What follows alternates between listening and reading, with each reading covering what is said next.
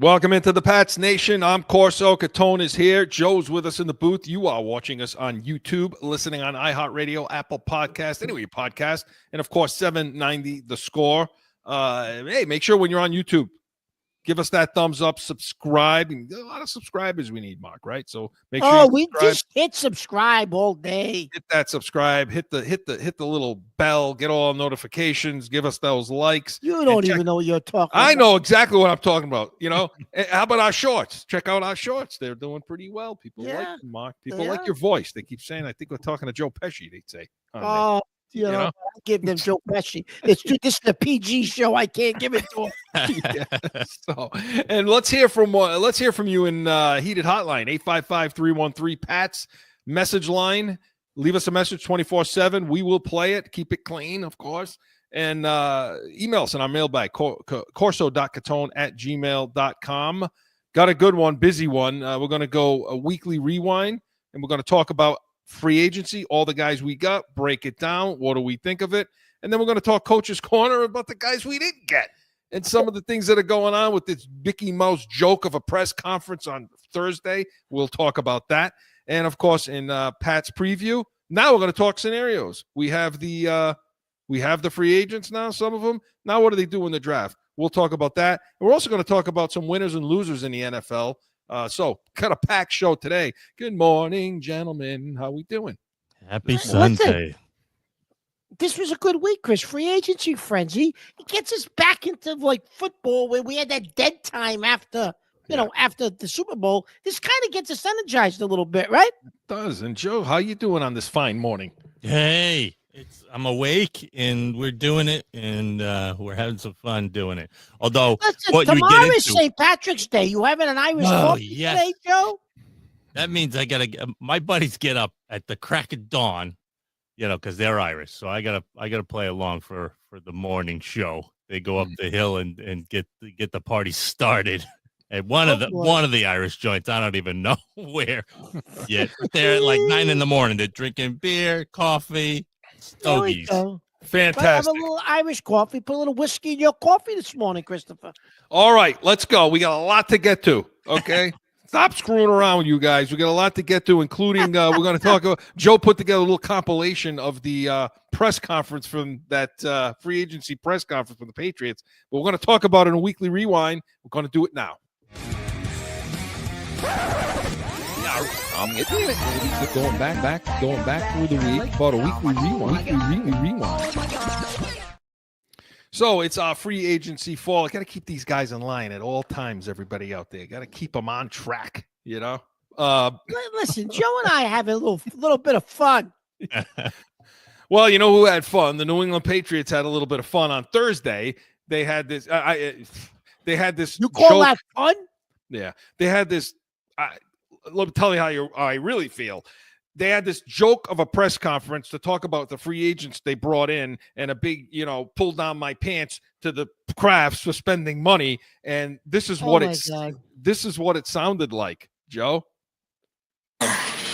Welcome, everyone. Good afternoon, and thank you for joining us today. We're here to discuss the free agent acquisitions we've made and to introduce you to these players who have signed their contract today. And I just personally can't make it up. I'm very excited about what's coming, and I've been told I should calm down, but wanted to thank ownership for great support. Anything we needed the whole time, they've been nothing but supportive to us. Appreciate that, Elliot. I want to thank Robert. Elliot. Jonathan's not able to be here today, but I want to thank them on behalf of just the coaching staff. I think the personnel, and echo Elliot's comments just about the support and the commitment that they've made just in getting this process and this just being able to build a program every single day and allowing us to have the resources that we've needed to do that, to provide our players with everything that they need to be successful on and off the field. So thank you. Thank you, Robert. I want to thank Elliot. I want to thank his personnel department. Can I throw up now? Pro scouts and that staff that really teed it up for me and the coaches to come in and evaluate as we work through the personnel, stage. And I thought they did a great job. I want to thank them. Would love to thank Nancy Meyer and Stretch for kind of coordinating everything. Everything moves pretty quick. It's like he's accepted an award. What award is he getting? I want to thank the Academy. I want to thank all the people that were involved in making this film. I want to thank the guy that sweeps up after everybody. I also want to thank the guy that cleans the sheets in the locker room. I also want to thank holy crap. Can I ask you a question? Did they sign Jamar Chase? Did they sign Justin Jefferson? Who did they sign? What the hell was that? Can I say something to you? Sure. And I love him, and I have a lot of respect for Mr. Kraft. I thought they were going to have him up on a thing, walking him around the room. Like what was that? Don't they put them in the chair with whatever wedding, yeah. Whatever wedding, right? But listen, I just got to say something, and I love him. He's a nice man, and I respect the hell out of him. Philanthropic, is giving a lot to people, yeah. He's given a lot to everybody, and he's a great man. And listen, how many Irish coffees did he have? He got on that microphone. What? Listen, and we got to get to who they signed, but Mark, what the hell is that? Like, I watched that clown show. God. Because what? You needed to come out and you need to tell everybody, look, pay homage. We spent money, everybody. Take a look. Everybody, look at all the guys we brought in. Let me pray them out for you. Look at the amount of money we spent. Thank you. Thank you to Elliot Wolf. Thank you, Mr. Kraft. Thank you for the Krafts for support. Vrabel. Oh, thank you, Elliot Wolf and his staff. Did you notice he said his staff? His staff. I want to thank Stretch. I want to thank this one. I want to thank that one. What the? Did you lose a little respect for Vrabel here? Yeah, the fact that he participated in that dog and pony show, yeah, I did. I lost a little bit of respect for him. I did. You were brought up, Vrabel. You were brought up. Your football maturation. You were brought up in this league better than that. Yeah. You know. He must be dying, Chris. He must be dying for football just to start like camps and just to get away from that nonsense and get actually into football. Like he must be dying for it to get going because what this press conference today, Chris, is not Vrabel. That's not him. He's like a kid accepting a Christmas gift. And this is the question I have for you guys. If you accept a Christmas gift that somebody gives to you, but it's something that you don't want, so God, thank you to them. Thank you. Are you really saying thank you? Did you really get a gift at all? But you're still going to say thank you for it because like you're being polite, but it's like, what did you get? It's ridiculous. You didn't want. Now you got to deal with it. You know don't worry about it. Yeah. Listen, don't worry about it, Patriots fans. If you're going to pay on the back end for this, you will pay because they're not going to spend any more money for 3 more years. Trust me. It's not happening. This was it. So, I hope you're happy about it. And all those stooges that are standing there sucking it all up, pulling their pants down for Kraft and the rest of the crew, all those reporters sitting out there, okay? Hey, how come you weren't in on DK Metcalf? Somebody get a set of balls out there, okay? Nobody asked that question, Chris. Get a set of eggs and ask them some tough questions in this kumbaya nonsense clown freak show that you had over there today. Well, Chris, they'll never ask that because if they do that, they'll pull their press pass. They won't be invited in anymore. You know what? That's all they're worried about is being invited into the circle. You know what I mean? We're never going to get invited there. So, no. Okay, let's talk about these guys. We blew a lot of time on that. Okay. So they signed a lot of guys on defense. Let's start with Milton Williams, okay? $104 million deal, 54 fully guaranteed, so on and so forth. But when you break it down, it isn't really that. It's like no, it's a typical Patriot contract. Yeah, Chris, read through it. It's like $51 million, and then it's spread over. So all these contracts. But Chris, there's incentives. There's incentives for games played. There's incentives for all different things. And then at the end of the first 2 years of the contract, Chris, based on percentage of games played. Yeah. So, for instance, if he happened to get hurt, there's an opt-out of the contract for the Patriots. They don't have to honor the last 2 years of the contract. Yeah. Like, it's a typical, like you always say, Chris, yes, they gave him some money. They did give him money. but it's a typical Patriot contract. But I will say it's a guy that it's a stud. They got a stud on the defensive line. We got a guy that you can put hopefully next to Christian Barmore if he's healthy and he comes back.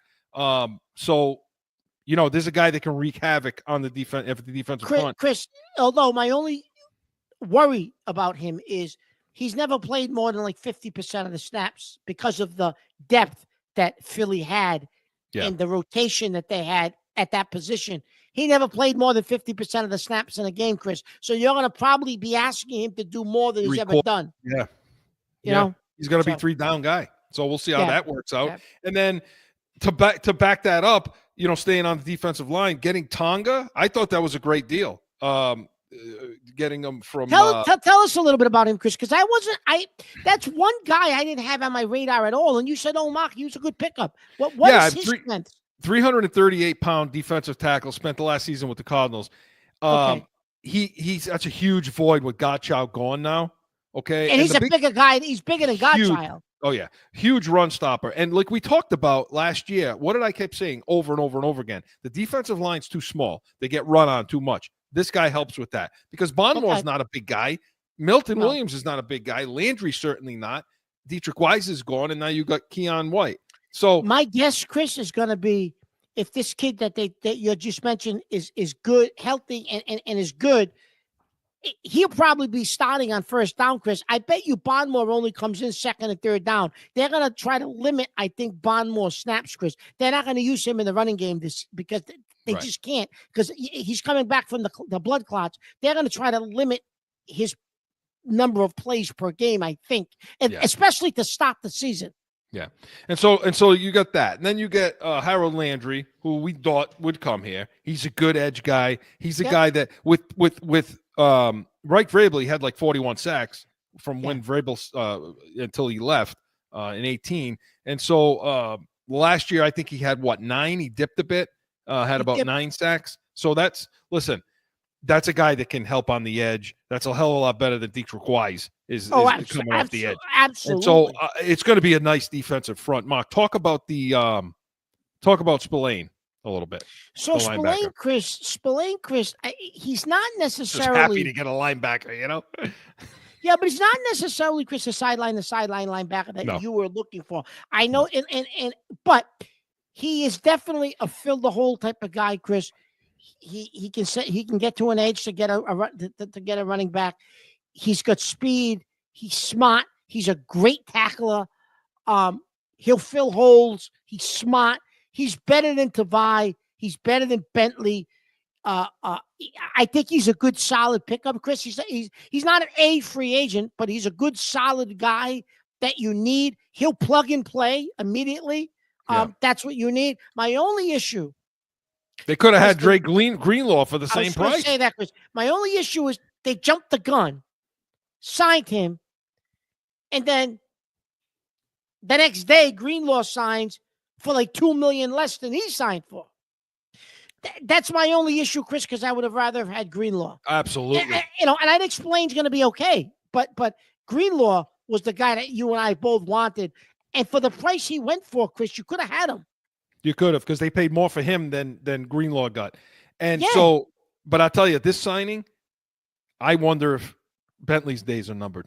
I wonder if he's Bentley, going to be the Chris, if you look at Bentley's that's contract, basically he's obsolete in this kind of system, Bentley. But if you look at Bentley's contract, Chris, the way I read it, so you'd save like $6 million if you release him, but then it's like 1.8 or 9 million in dead money.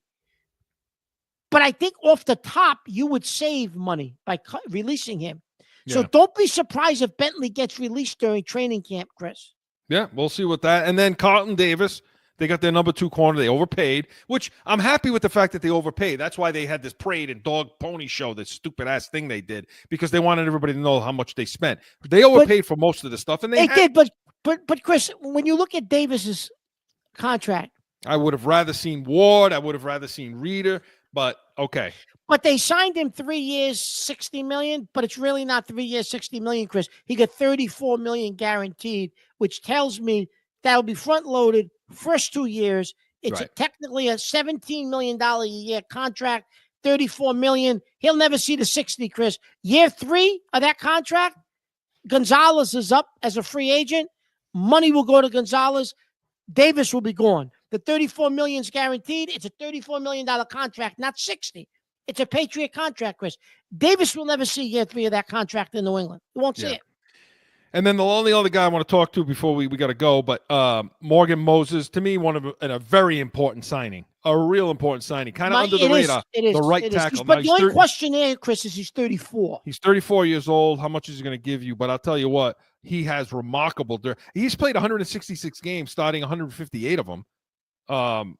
That's because pretty Chris, durable. you had to solidify that right side because Owenu was not a right tackle, Chris. Now you can kick Owenu back to right guard and be comfortable doing it because now you got a right tackle, Chris, like you said, who's durable, can play the position, and isn't going to leave you vulnerable on that side of the ball, on that side of the line. Still looking for a center now with Andrews being cut.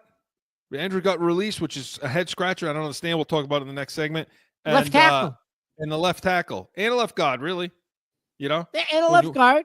When you watch Minnesota sign guys, Kelly and Fries and well, the Strange kick. I know we'll talk about it in the next segment, maybe, but the Strange kick over the center. I think so, but I think Brown is probably your starting center at the moment. Yeah. So we'll see what happens there. But those are the free agent signings that we had. I give them a B. I'm not going to give them an A because they still have the biggest gaping holes that they had going into free agency, which is left tackle and wide receiver. Yeah, wide receiver I give him I agree, Chris. I give him a B. So I agree with that. So we'll pay attention to what these guys do and see if they do anything else in free agency, and then they'll have maybe a huge press conference again. But Weekly Rewind was presented by Corso and Catone, the real deal New England Field, Saturdays, noon Eastern. Hey, we got Catone's comments. We got everything, so make sure you're tuning into that. But we come back, going to go into the coach's room. Coach's Corner is next.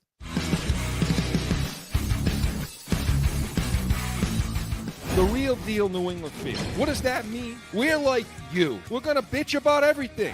My opinion, our draft, the good, the bad, it was ugly. These people, Mark, drive me freaking insane. Bananas.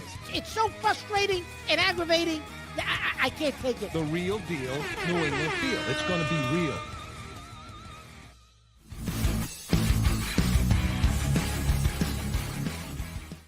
Back in with more Pats Nation. Okay, Mark. So let's go into the coaches, and I'm going to talk about what they didn't do, why they didn't do it, what's out there, what the hell do they do now? Coach's Corner. Coach's Corner. Okay, Mark. So we talked about the free agents they brought in. We talked about the defense. The defense got a lot better. We're happy about that because this should be a pretty good defense next year. A good front. They should have a good front. You want to affect the quarterback? I think they've accomplished that. Now, let's talk about a couple of other things here. Okay. We got a call yesterday, if you remember, on a heated hotline, Jen from Cranston, right? And on Corso and Catone, and talking about there's still no tackle, there's still no wide receiver 1, there's still no wide receiver 2. Why? And they're cheap bastards, she said. She said they're cheap bastards. That's right. She's goddamn disgusted. I think she's goddamn disgusted. And she called Elliot Wolf a weasel, too. Yes, she did. She was on fire yesterday. She was pissed, man. Why, Mark? Why? Well, so I mean, why? When you see Minnesota do what they did on the offensive line, when you see Chicago do what they did, these are guys they could have had. Yeah. Oh, yeah. Listen, I don't know what their thinking is. So you don't have a left tackle. Ronnie Stanley, supposedly they were going to try to break the bank for him. He resigns with Baltimore, Chris. It's almost like, I know before free agency, they said, well, you're going to be able to pivot. They kept talking about pivoting, having a plan B, having a plan C. So Ronnie Stanley obviously was their plan A. Once he got signed, though, Chris, it didn't look like they had anybody else to pivot to. Now, supposedly, they were interested in this kid, Dan Moore from Pittsburgh, but he got priced. Tennessee gave him a ton of money, and I wouldn't have given it to him, Chris, because I don't think he's that good, the kid. I really don't. But left tackle, Chris, they're giving stupid money out for players that aren't that good. So they're not going to pay that because they're not going to pay it. They're just not going to do it. Don't you have to? Well, I think you do. You're desperate. But what are they going to do? They're going to go into the draft. Then I was listening this yesterday, Chris. Well, with Maroney and Skarnecchia consulting, they might be able to make Vidarian Lowe a left tackle. Are you kidding me? We're going to go into training camp with that again? So it's interesting, Chris. But the other piece, wide receiver. So Godwin, so what happens when Higgins happens? They franchise him. I get it. They supposedly offered Godwin $20 million than what he got. He stays with Tampa. More, yeah. He stays with Tampa because he's comfortable there. I get it. But you don't want to trade for DK Metcalf? They didn't even pick the phone up, Chris, on Metcalf. It comes out that they didn't even pick the phone up to ask about him. What would it cost us? You know why? Because they knew what it was going to cost them, and they weren't paying that kind of money. Then you heard the BS, Chris, which I know you're going to go off on, the culture. He wasn't a culture fit, the culture. We're trying to build a culture. And if you don't fit the culture, you heard Perry say it this week. You heard Curran. You heard Bedard a little bit. It's a cult. You know, they're looking for good culture, guys. They bring into the locker room and to mentor that receiver room. They were talking about this guy Hollins they got from Buffalo, like he was Randy Moss because he's going to bring culture to the room, Chris. Culture, right? Are you kidding me with the culture nonsense? Before I talk about that, let's hear from Greg Bedard of the Boston Sports Journal. Patriots are very much focused on bringing in the right guys. I don't think that they thought DK Metcalf and especially Devontae Adams at this stage in his career, where he's more worried about money and he counts his target and counts his receptions. These are not guys that they want to bring into the building. They all do, Greg. Point. That's what wide receiver ones do. Something presented itself, okay, but we'll see what they do. I mean, do they need to do something? Yes, absolutely. But somebody could be available in trade. AJ Brown. Who knows? I'll get to the AJ Brown thing in a second. Well, the AJ Brown ship sailed, Chris, because if they were going to get rid of him, they would have got rid of him by Thursday. So now the guaranteed money kicked in. They're not getting rid of him. They're keeping him. I'm going to try to be calm. Okay. Yeah.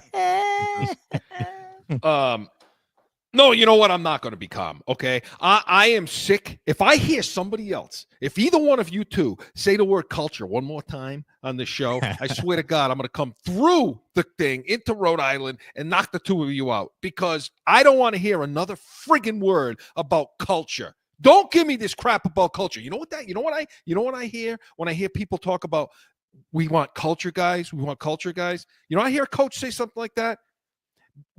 Translation to me is, I want someone else to do my job. Okay? Hey, Mike Vrabel, that's your job. It's your job to take what you have on this team, set the culture, and have them adhere to it. That's your job. Yeah. You talk about the Patriot way, say, well, the only reason why I said this yesterday, the only reason why the Patriot way worked was because you had guys like Seymour. You had guys like McGinnis, Brewski, Ty Law, Lawyer Malloy, Rodney Harrison, and the list goes on, right? And those were the guys that set the tone and the culture. So as long as you had him, Vrabel, you had him, you had those guys, and they set the culture, and that's why you had it. No, it's not. That was the same room you had with Pete Carroll there. And the culture sucked on the team. The locker room was a joke until Bill got there. And he established the culture in the Patriot way, and they bought into it. So I don't hear any more nonsense about culture. Get players. Get athletes. Get DK Metcalf. Get Pickens. Call Pittsburgh and ask them to trade for Pickens. Call the Giants and trade for Jalen Hyatt. Do these things and get the divas in the door. And Mike Vrabel, do your goddamn job and control the players on your team and set the culture. And by the way, Mark, you know what else builds culture? Winning, not lighthouses.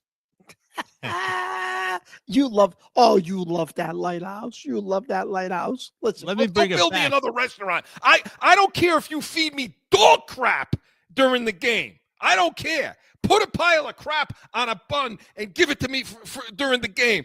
Put the product on the field. I don't care. You lost your Lost. You lost your mind. You lost your mind. I don't care about the food in the stadium, Mark.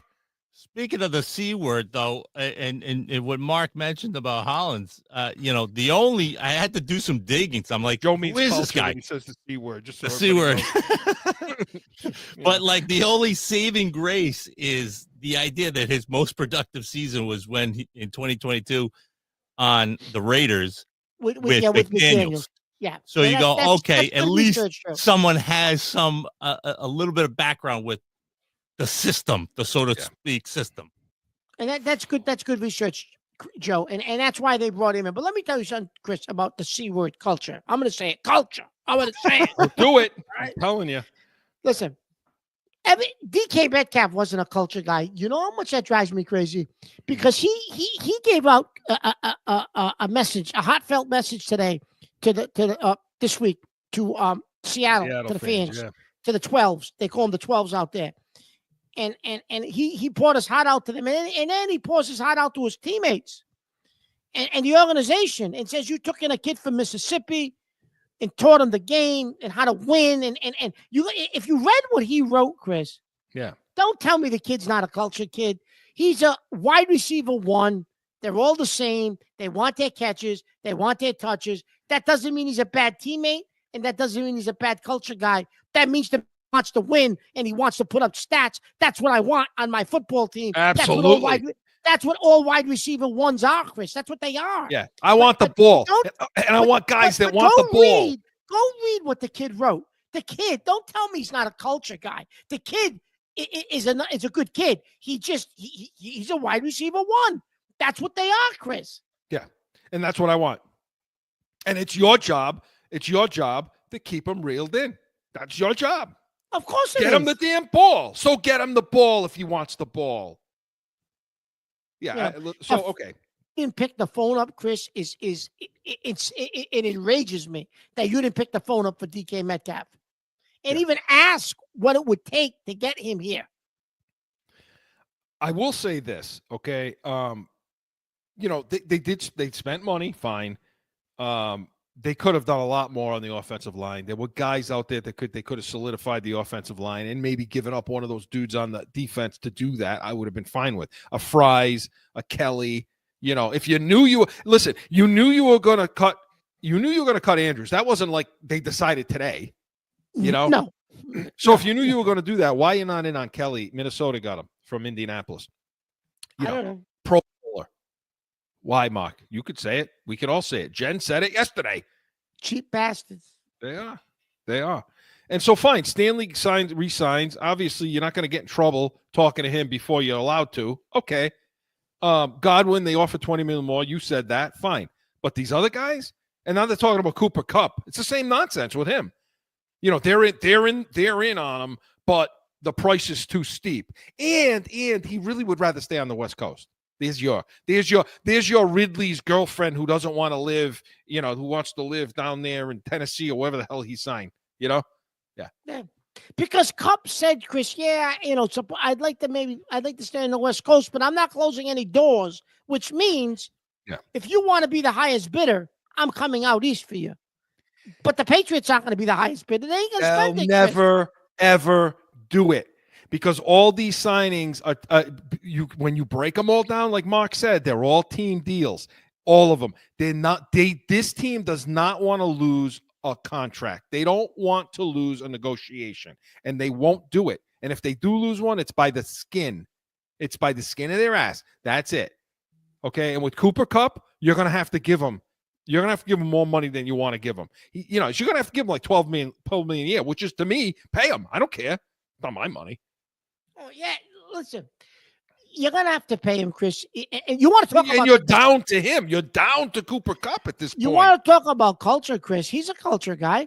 I mean, you're right. You're down to him. What else is out there? You want to go spend money on Amari Cooper, who's washed up? You want to spend money on Stephon Diggs? He's washed up. Deontay Johnson. Like, these guys, I don't want these guys. I don't want any of these guys. Lockett, Cooks, Demarcus Robinson. Oh, Mark, they got Hollins now. They're all set. He's gonna show up to the games with no shoes on. He walks around barefoot like he's a caveman. Yeah. Well, you know what? Yeah. Okay. But you look at his deal though, and it's spread out in so many different ways. Can't they do that with Cup? It's a small deal. Yeah, it's a team friendly. It's a 2-year, $8.5 million. But they can get out of the deal, Chris, after the first year, and the deal's really only $3.5 million because they can get out of it after year one. And Joe's right. I mean, it's all incentive laden. Up max value 10.4. I mean, there's all kinds of crap built into that. That's what they do. Bonuses and all this stuff that they can bail out of the contract. So he doesn't want. They don't want to lose. They don't want to lose a deal. And then they want to pray these guys. But they always blamed it on Belichick, Chris. Right? Isn't that funny? Then they want to pray these guys in front of you, which is a bad look because you know what, Mark? They're parading these guys in front of everybody today, Thursday, and saying, "Hey, you know what? This is what we did, everybody." Well, what are you telling people? You done? Are you saying they could say in the press conference, "Oh, we're not done. We're not done. We're not done." But the message is, we're done. We did everything. Okay. And two, you want to make these players bigger than everybody else? What kind of culture is that? Don't single them out. Let's play football. No, you're right. Yeah. Bill Belichick would have never done that, and I'm shocked that Vrabel did it, Mark. Shocked that he allowed it. I'm starting to think that he's going to be the next puppet on this team. Yeah, I hope not, Chris. I think he's just waiting until football gets going, until they can get into camp with rookies and after the draft. And I think he just wants to coach football and get away from all this other nonsense. But unfortunately, Chris, this time of the year, you can't get away from the other nonsense. No. So that's what they didn't do. Those are the things they did. But Coach's Corner was presented by CORSO Law Group, Arizona's leading criminal and traffic law firm, CORSOLawGroup.com. Allow us to be your voice. We're going to talk about what they're going to do in the draft, Mark. You want to do that? Absolutely. Pat's preview is next.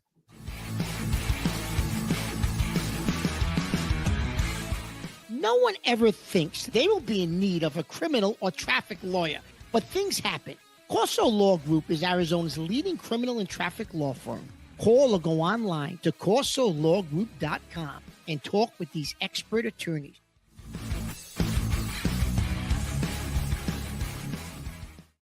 Back in with more Pats Nation. Okay, so now we got our free agents, you know, the big signings, okay?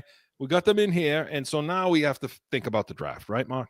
You got to think about, okay, based on what we did, last week we talked about different scenarios, who they may or may not get. Well, now we know who they got. So let's talk about the draft. Let's do it in Pat's preview. Joe. Pat's preview. Okay, Mark, here we go. We are on the clock now. Okay? Oh, boy. So got the fourth pick in the draft. Now you see the free agents. You know what we got. You got everything on defense. Fine. All we got was a right tackle. Let's assume Cam Robinson doesn't come here. Let's assume they have no left tackle other than what's already on the team. And let's add center to that mix now, too. Okay? So. Jesus. So, with the fourth pick in the draft, the Patriots do what? Well, who's available? Okay. All right. So, let's see. So Tennessee. Listen, so here's what you think. I know you think that two quarterbacks are going in the top four. I don't believe that. I don't think Shadur Sanders is going in the top four of the draft. But, I do. I'll entertain you. So if you think that both quarterbacks are going in the top four of the draft, then that means Cam Ward and Shadur Sanders are going. I'm guessing Abdul Carter will go in the top three. Yeah. Otherwise, it's going to be Carter or Hunter falling in your lap. Let's assume it's this. Let's assume it's Ward, Tennessee. Cleveland takes Carter. Giants take Sanders because they crap themselves and worry, and they do it. You know, Aaron Rodgers goes to Pittsburgh, let's say. Okay. And here we are now with four with Hunter on the board. I take Travis Hunter. What about the offensive line? You heard me. I take Travis Hunter. I take offensive line with your second pick. It's a high pick. It's almost a first round pick. I'll take a tackle in the second round. Best available tackle. Not going to be a lot there. No, I know that, Chris. The scouting department's going to have to show up for that now. Well, so they got the Big 12 this week or next week, I think, Chris, they got or the week after they got the Big 12 conference, which is what Colorado was in. They got a pro day. And I guess Hunt is going to do a little bit of work at that pro day. And then he's going to have his own pro day at Colorado. And Deion Sanders was talking yesterday, and Deion Sanders said, listen, the kid's a physical freak. He said, I don't care what anybody is saying about this kid. He is a physical freak, and he will be a number one receiver in the NFL. And Chris, if you look at the film on this kid, I understand the competition they played. I get it. And you and I always question competition when it comes to certain position Especially groups. wide receivers, one of those position groups, right? Yeah. However, if you look at his physical attributes and some of the acrobatic catches he made, and I understand these guys. Like it didn't make a difference what the coverage was. He just made the play. He outplays the coverage, and I understand these corners weren't Alabama corners or Georgia corners, but there were plays he made in the seam, Chris, and he just runs away from everybody, and just goes to the house. Like he can absolutely be a wide receiver one. If he's there, you got to take him because you're never going to sign one, Chris. They're never going to spend the money to sign a wide receiver one. They're not going to give up the trade capital it's going to take to trade for a wide receiver one. You have to draft him if he's there because that's your only shot to get a guy like that. So, and I'm with you. You may disagree, but no, I don't. I don't disagree, but I'm going to play the other side for a minute. Okay. I don't disagree. I want Hunter. Let me just say that again so you don't torture me, okay, when we get closer to the draft. Say, you didn't want Hunter. You want an offensive lineman. You start all that crap, I want Hunter. Wait a minute. Your son witnessed. Why? Why do you want to do this right now? Your son witnessed. Like, why do you want to do this? I'm okay. I'm okay with N'Keal Harry. I'm okay with that. Your son was a witness. He's a witness. Yeah, the trader came to bat for you. Yep. Or Uncle Mark.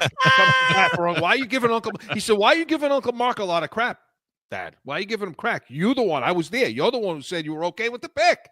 I'm like, okay, shut up and do your homework. I said, Anyway, go ahead. So okay, let's say they pivot. And they say, oh, you know what? We can't afford to have Drake May tattooed over and over and over again with low on the outside.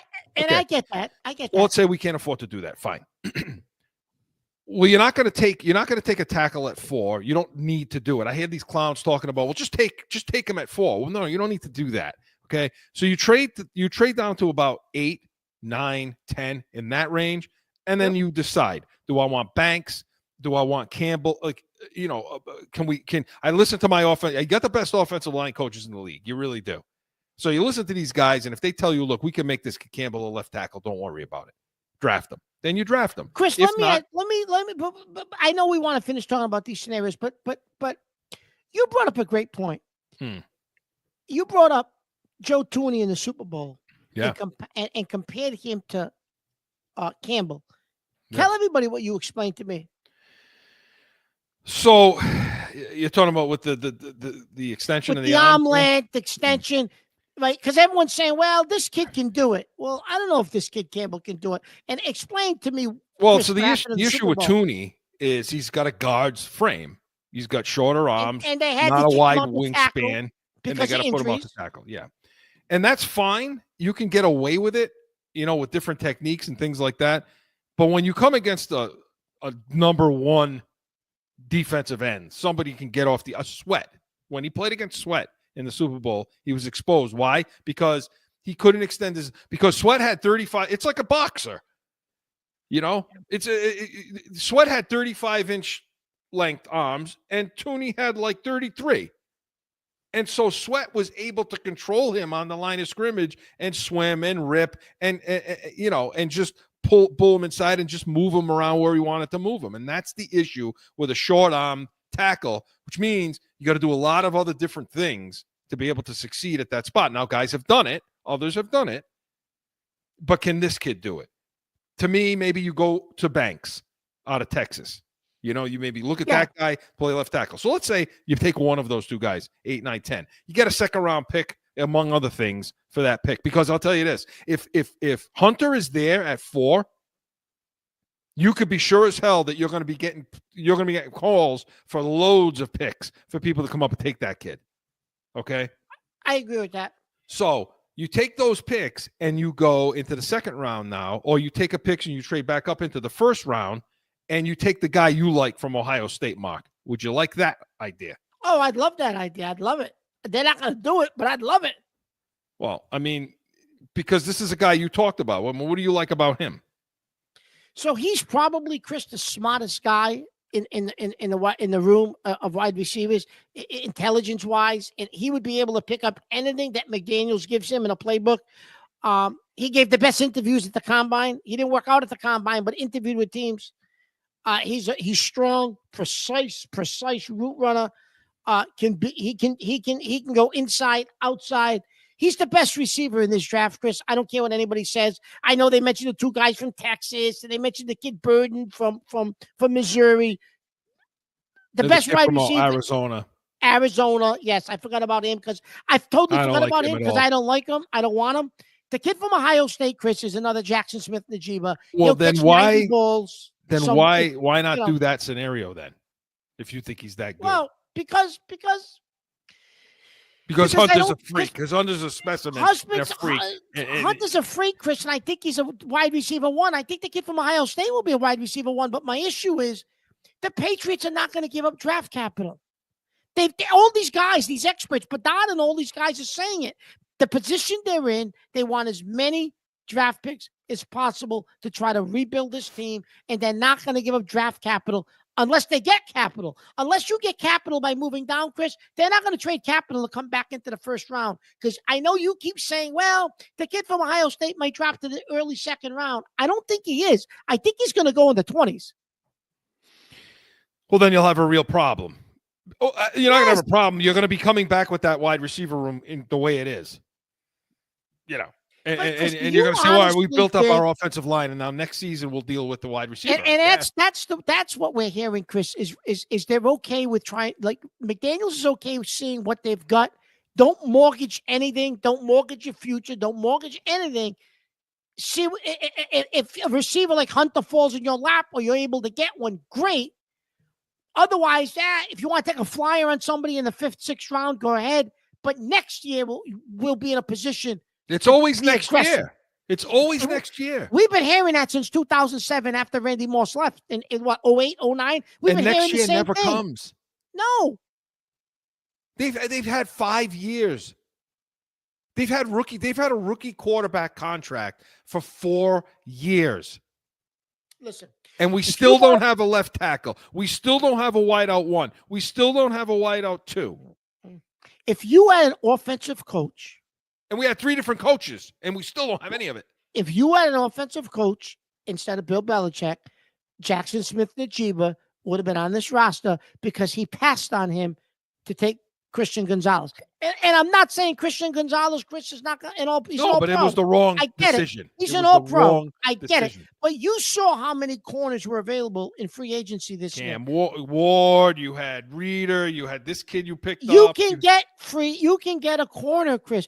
Jackson Smith-Njigba, those guys don't just fall in your lap. You had to draft them. But they didn't. They don't value that position. They just don't value it. And I don't think Vrabel does, Chris. He took A.J. Brown because A.J. Brown fell in his lap in the second round. But they didn't take a quarter. Chris, they didn't take a wide receiver in the first round of that draft, Tennessee. They didn't take one. But he fell to them in the second round. So, of course, they had to take him. They just don't value this organization. And, again, you're dealing with all different types of management throughout this process. This time, but they just don't seem to value the position. Yeah. I don't know, Chris, and I thought Vrabel would be different, but I get building in the trenches, Chris. I get it, but if we don't think they're going to ever sign a wide receiver in free agency, the only way you're ever going to get a wide receiver 1, Chris, is through the draft. You're going to have to get lucky and draft one. Then you have to draft Hunter. If he's there, yes, I totally 100% agree with you. 1,000%. What if Carter's there and not? And what if Cleveland takes Hunter and Carter's left at 4? What do you do there? I take Carter. No offensive lineman, huh? I have to take him in the second round. Right. What do? Do you pass on Carter for an offensive lineman? No, but we're going to be screaming the same thing. I mean, we're bitching and complaining about the fact that they still don't have a tackle. They still don't have a wide receiver. They still don't have a wide receiver too. And then we're going to go take a defensive end. We're going to go take an edge guy. Now, it's a freak. He could be a Parsons. Could be. That's why I listen, based on free agency and based on what Vrabel's looking to do, there's no way he'll pass on Carter if he falls in his lap. Oh, and I don't think you should. I don't think you should. Way. But think about this. If you take Carter and you don't figure out a way to get your kid from Ohio State, you now are walking into the season with the same two gaping issues that you had leaving the season last year. The only thing you got different is better coaches. Is that going to win the day? I don't know if that'll win the day. Is that going to get you to 8 wins? I don't know. But maybe. But because you're going to need your schedule. But Chris, you can draft a tackle in the second round. No, I know you can, but you're gonna draft a plug and play tackle. You're gonna draft a tackle that's gonna walk on the field, left tackle, and play. In this particular draft, probably not. Probably not. But I will say that you got defensive edge, you got edge all over this draft, and you have defensive tackles all over this draft. So it's another argument to pass on Carter, trade that, and go get a tackle because you got edge guys, you got a lot of good guys. Now you don't have a Carter. But, I mean, you're hearing things about him, too, about injuries, this, that, who knows. I mean, it's a bad place. They're in a bad place. They are. So here's the thing, Chris, with this first-round pick. Based on our needs, and I hate to say this, if Hunter drops to 4, you draft him. If Carter drops to 4, you'll have a shitload of teams wanting to come up and take him. Yeah. Take the draft capital because people want Carter. Go down to 8, 9, 10. Somebody will give you. You'll get shit for Carter and Hunter. They'll give you stuff to go get Carter, and then you take the picks. You take your tackle, as you said. Now you got collateral to move back up and take my guy from Ohio State, and maybe take your guy, your tight end from LSU. My tight end, Mason Taylor. Yep. Who's a can't miss tight end.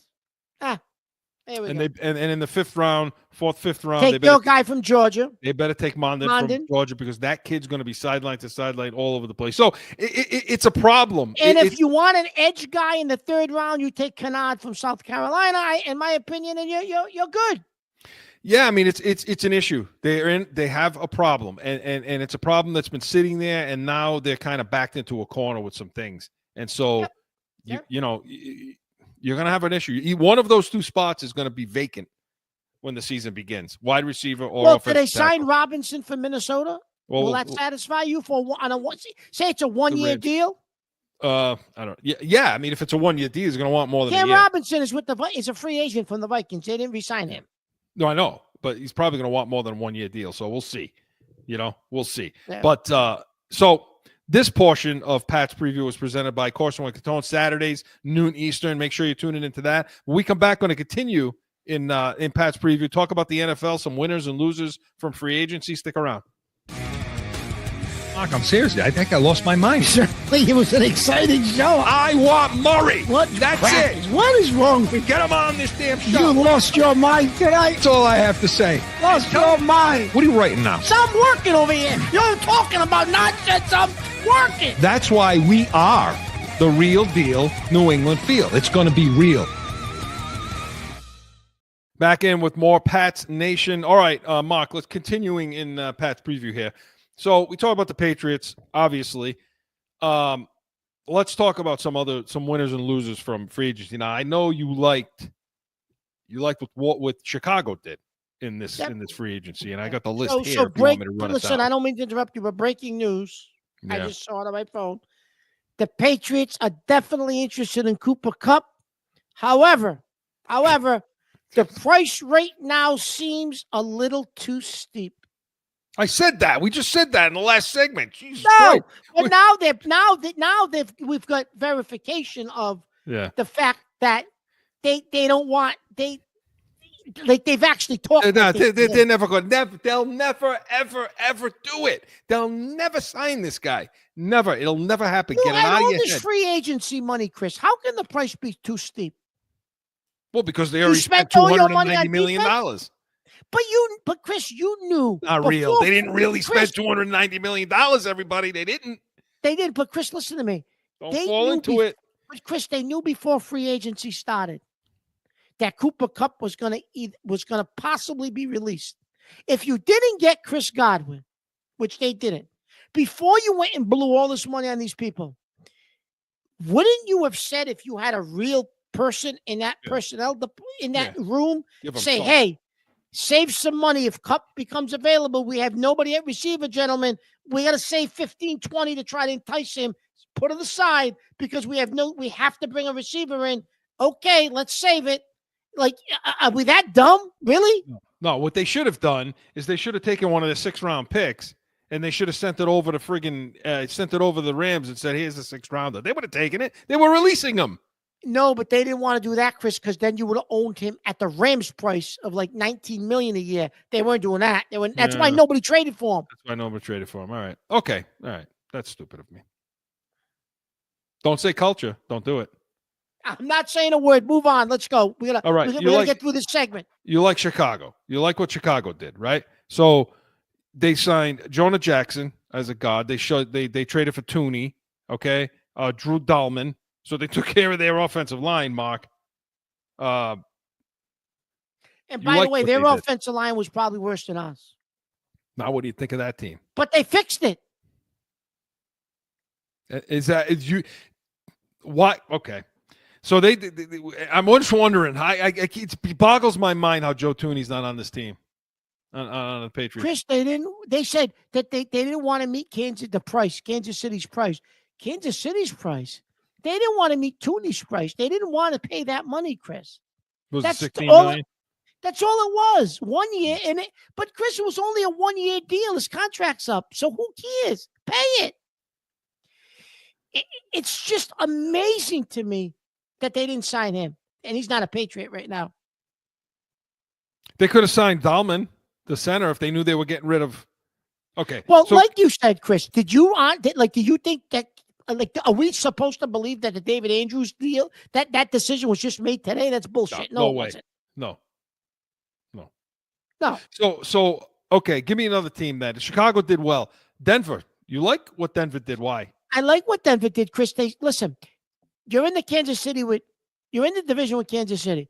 You've been saying this for years, Chris. To beat Kansas City, you got to shut down Kelsey, but more importantly, shut down the middle of that field for the crosses, for all the stuff that Andy Reid does. You got to shut down the middle of the field. What do? They go get Dre Greenlaw, and they go get a safety, a top-notch safety to shut down the middle of the field. Here you go. Now they're ready defense, and they already had a good defense, Chris. Now they take their defense to one of the best defenses in all of football with those two additions, and now they're ready to play Kansas City. So, again, they did very well in free agency, Chris, because they did their one weakness, and they take that defense over the top. They did it. And they're not that different of a position. They're better than the Patriots, but they're not in that much different of a position where there's a team that's looking at the other teams around them. There's a team that's looking at they made the playoffs. Trying to go get. Yeah, I know. Playoffs last year. They did make the playoffs, so they are a lot better. But the point is, they're looking at who do we have to go get in this division? Yes. Who do we have to beat? I mean, the Patriots right now, they're just struggling to just get guys on the field, I guess. They can't even tie their shoes and put on their cleats. Jesus Christ, what are you talking about? It's too late in the night for you. What are you talking? He had too much whiskey this morning, Joe. What's he drinking? You know, I like, again, what Washington did. I mean, Washington just keeps bringing in Deebo Samuel. Okay. That's your guy over there, Peters, that you wanted. Even things, trading for Tunzel. Okay. They gave him a 4th-round pick, and they gave him let's see, they got a 4th-round pick with Tunsil from Houston. They gave up a 3rd and a 7th-round pick in 25, and a 2nd and 4th-round pick in 26. A lot of picks. So we could have done that. So Bedard said in that they're in a different situation than the Patriots are, Chris, because of what they did last year. They got 5 starters out of the draft last year. 5 starters. They filled their roster with some B-level free agents, plug and play guys. Ertz, They did guys like this. They did some more free agency this year. They are in a different position, so they could use draft capital to bring in a guy like Tunsil. He said the Patriots are not there. They're not there yet. Okay. That maybe in a year or two, they'll be in that position where now you can say, that's the final piece to protect Drake May. We can give up 2 or 3 picks. They're not there yet. No. Well, then all the more reason you take Hunter. Let's talk about the last few minutes we got. Let's talk about the quarterback carousel here a little bit. Okay. You got Fields to the Jets. Now, I like Fields. Nobody thinks Fields any good. No one. No. And everybody says, well, the longer you let him throw the ball, the more he gets exposed. The longer you let him throw the ball, the more he gets exposed. Let me tell you something. They were 4-2 with Fields, the Pittsburgh Steelers last year. Okay. And the 2 games that they lost, he had them in the lead. He brought them in one of those games back, took the lead, the defense gave it up. And I thought they should never have gone to Wilson. I would have kept him. Yeah, I don't know. I don't know what Tomlin was thinking, Chris. I really don't. And then even when Wilson was struggling, he never brought Fields back. No. Because what he brings in the run game, what he brings in athleticism. So what are they going to do? So now he goes to the Jets. Yep. Okay, which the Jets just destroy players that come there. But I'll tell you what, I think they have a better chance. I think they have a chance to be better than they were last year with Fields than Rodgers. I'll say that, and I mean it. Well, obviously, I mean, Jesus Christ, that doesn't take too much, does it? Well, so is Pittsburgh going to sign Rodgers? What's he going to do to that team? He goes to teams, he burns them down. Well, there's that, Chris, and then they keep talking about, culture guys, right?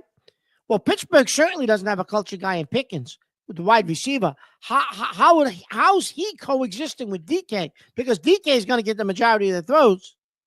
I mean, I will say that if Rodgers goes there, he may be able to control those guys because he's even a bigger figure. But the problem is Rodgers so self-absorbed. He's so wrapped up in his own nonsense. And Tomlin is so bad at controlling players. He's so bad. I mean, Pittsburgh always has drama. They always got players there that are just off the wall. Bell and Brown and, the list goes on and on, Pickens. And so I don't know how that's going to work out. You put Rodgers in there. I'll tell you what, it's going to be an interesting situation. It's going to be fun. But if he doesn't go there, it'd be better for the Patriots if he goes. Chris, the quarterback situation is interesting because how that shakes out is going to possibly determine what we get at 4, right? Because Sam Darnold signed in Seattle, so he's off the board, right? Geno Smith goes to the Raiders. Is Aaron Rodgers going to go to Minnesota? Are they going to stick with J.J. McCarthy? I think they're going to let the rookie from last year play this year. So does Rodgers go to the Giants? Let's hope not. I hope not, because how that plays out is going to determine who drops to us at 4. Giants take a quarterback, we get Hunter. Plain and simple. Absolutely. So we got to hope. So everybody out there, we need to hope that Aaron Rodgers becomes a Pittsburgh Steeler, burns that franchise down like he does everywhere else, and then we'll see what happens. But the Pats Nation was presented by CORSO CATONE, Saturdays, noon Eastern. Hey, come next Saturday, we're going to have Yankees versus Red Sox, B's and C's, talk a little bit of March Madness, and then come back to this show. Sundays, 8 to 9 a.m. Eastern. We're going to have more free agent talk, more about draft, all that drama. Hey, maybe they'll have a press conference or two that we can break down and torture them about. Don't say culture. Don't say culture. We are the Pats Nation. See you next Sunday.